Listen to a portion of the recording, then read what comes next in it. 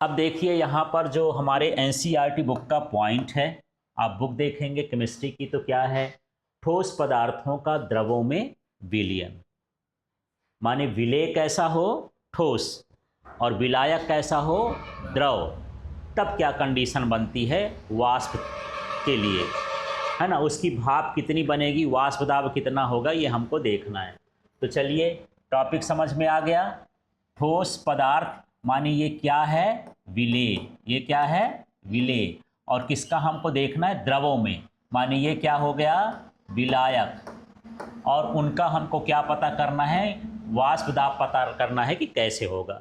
तो सबसे पहले हम इस विलयन के उदाहरण समझते हैं कि ठोस पदार्थ हो विलेय और जो द्रव है वो क्या हो विलायक। कौन कौन सा हो सकता है, देखो सोडियम क्लोराइड जिसको आप नमक बोलते हो, ये क्या होता है ठोस होता है ना। इसको हम पानी में घोल करके विलयन बना सकते हैं, तो ये क्या कहलाया ठोस का द्रव में विलयन। इसके बाद देखो ग्लूकोज, ग्लूकोज भी कैसा होता है ठोस, पानी में घोल करके विलयन बना सकते हैं। यूरिया भी कैसा होता है ठोस, उसको भी बना सकते हैं पानी में घोल करके। शर्करा जिसको शक्कर या चीनी बोलते हो उसका भी विलयन बना सकते हैं।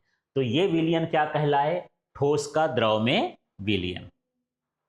ठीक है, अब दूसरे उदाहरण हैं जैसे आयोडीन है, गंधक है, ऐसे ठोसों का कार्बन डाइसल्फाइड में विलयन है। कार्बन डाइसल्फाइड के साथ आप उसमें आयोडीन मिला सकते हो, गंधक मिला सकते हो, ये ठोस वाले पदार्थ हैं। और जो कार्बन डाइसल्फाइड हो क्या है द्रव वाला पदार्थ। ठीक है, तो ये भी क्या है ठोस में द्रव का विलयन, ये जल के साथ है और ये किसके साथ है कार्बन डाइसल्फाइड के साथ।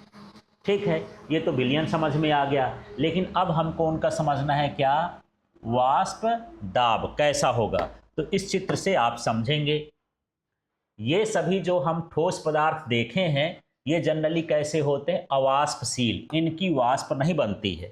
जैसे आप नमक मिलाओ और उसको गर्म करो तो नमक की वाष्प नहीं बनेगी, शक्कर की वाष्प नहीं बनेगी, ग्लूकोज की वाष्प नहीं बनेगी। सिर्फ किसका बनेगा जो उसमें द्रव है, जैसे पानी का वाष्प बनेगा, या कार्बन डाइसल्फाइड के साथ गंधक मिलाते हैं तो कार्बन डाइसल्फाइड का वाष्प बनेगा लेकिन गंधक का वाष्प नहीं बनेगा। तो देखो मान लो ये शुद्ध पानी है, इसमें कुछ नहीं मिला, तो सतह पर आप देखेंगे सभी ये कण किसके होंगे, किसके अणु होंगे, ये पानी के, किसके होंगे पानी के। तो इसको गर्म करेंगे तो ये उड़ जाएगा, ऐसे उड़ करके ये इधर उधर क्या हो जाएंगे भटक जाएंगे, ये सब चले जाएंगे ना, इस तरह से उड़ करके चले जाएंगे। ऐसा है, इसको भी उड़ा दो, ये सब उड़ करके चले गए। ठीक है, जो जो बचे हैं ये सब ऐसे बना दिए, ये सभी उड़ गए। ठीक है, जितने अणु थे गिन लो 1 2 3 4 5 6 7 8 9 10, 10 अणु जो है इस बर्तन पर वाष्प का दाब लगाएंगे। बर्तन यदि पैक है तो उसको धक्का मारेंगे, माने दाब लगाएंगे। अब मान लो हम इसमें क्या करते हैं, विलायक हमारे पास पानी है और साथ में विलेय मान लेते हैं, इसमें क्या है नमक है। ये कैसा हुआ वाष्पशील, इसकी भाप बन सकती है। ये कैसा हुआ अवाष्पशील, इसकी भाप नहीं बन सकती है। तो सतह पर दोनों मौजूद हैं। एक ये नीला वाला आप देख रहे हैं, ये मान लेते हैं ये पानी है, ये क्या है पानी, और ये जो वाला है ये क्या है नमक, ये ना है, ये ना है, ये ना है, ये ना है, ये ना है, माने इसकी भाप ना बनेगी, नमक की भाप न बनेगी। भाप किसकी बनेगी पानी की। इसका कण उड़ करके चला जाएगा, इसका कण उड़ के चला जाएगा, ये चला जाएगा, ये चला जाएगा, ये भी चला जाएगा। क्या ये जा पाएंगे, जा पाएंगे ऊपर, नहीं जा पाएंगे। तो वाष्प दाब कम होगा कि ज़्यादा होगा, कम हो जाएगा। ठीक है, मतलब ये है कि यदि वाष्पशील द्रव है उसमें अवाष्पशील ठोस को मिला देते हो या पदार्थ को मिला देते हो तो उसके वाष्प दाब में क्या हो जाती है कमी हो जाती है। इसको ऐसा पढ़ सकते हैं कि शुद्ध विलायक में यदि अवाष्पशील पदार्थ मिलाते हैं तो उसके वाष्प दाब में क्या होती है कमी होती है। यही लाइन खाली स्थान में भरने के लिए आ भी जाता है कि शुद्ध विलायक में अवाष्पशील द्रव पदार्थ मिलाएंगे तो उसके वाष्प दाब में खाली स्थान होगा, क्या होगा कमी, क्या हो जाएगी कमी हो जाएगी। क्लियर हो गया। ठीक है, तो देखिए इसमें क वाली कंडीशन है, इस वाली कंडीशन किसको मान लेता हूँ, का है, ये खा है। तो देखिए शुद्ध द्रवों की सारी सतह केवल विलायक के अणुओं द्वारा घिरी रहती है, जिससे वाष्पीकरण अधिक होता है। देख लो ये शुद्ध विलायक है, इसकी जो ऊपरी सतह है सब किससे है, उसी के अणु से है ना। तो इसमें वाष्पीकरण कैसा होगा, अधिक। अब ख नंबर में देख लेते हैं। ख नंबर का चित्र आप देख लिए हो, मतलब यदि अवाष्पशील विलेय मिला देंगे तो उसका वाष्प दाब हमेशा कैसा रहेगा, कम रहेगा। तो उसी चीज को यहाँ पर ख नंबर में लिखा है, यदि किसी विलायक में एक अवाष्पशील विलेय जैसे नमक है, शक्कर है, ग्लूकोज है ना, डालकर विलयन बनाया जाए तो सतह पर विलायक के अणु कम हो जाते हैं। कम हो गए ना, इसमें चित्र आप देखे हो, इसमें विलायक के अणु कौन थे, नीले वाले। इसमें संख्या 1 2 3 4 5 अणु हैं, इसमें कितने थे, 10 थे मान लो, है ना। तो उनकी संख्या क्या हो गई, कम।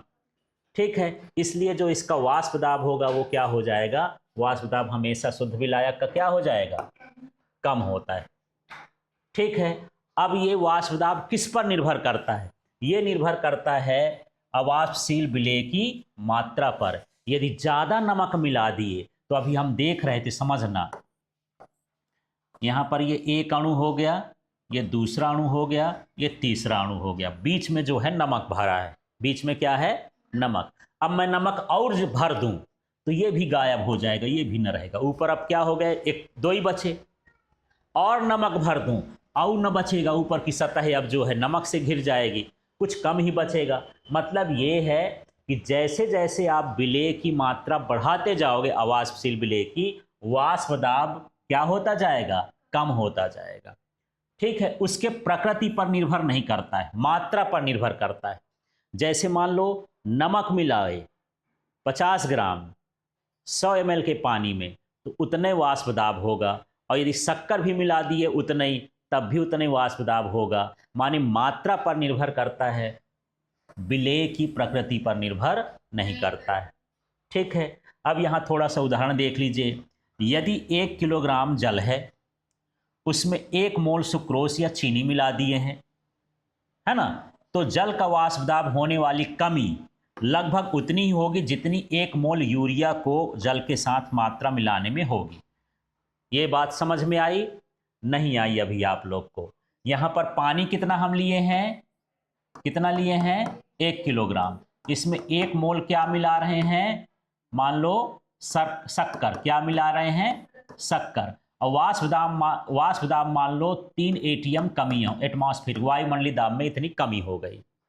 ठीक है, अब मैं यहां पर शक्कर हटा दूं, यहां पर क्या भर दूं, यूरिया, और वो भी कितना भरूं, 1 मोल। इसमें भी वाष्प दाब की कमी इतनी होगी। मतलब ये है कि मात्रा, ये पदार्थ बदलने से वाष्प दाब की कमी में कोई प्रभाव नहीं पड़ता है, मात्रा बदलने से होता। हाँ, यूरिया या शक्कर की मात्रा घटा बढ़ा दो तो वाष्प दाब भी क्या हो जाएगा, घट बढ़ जाएगा। ठीक।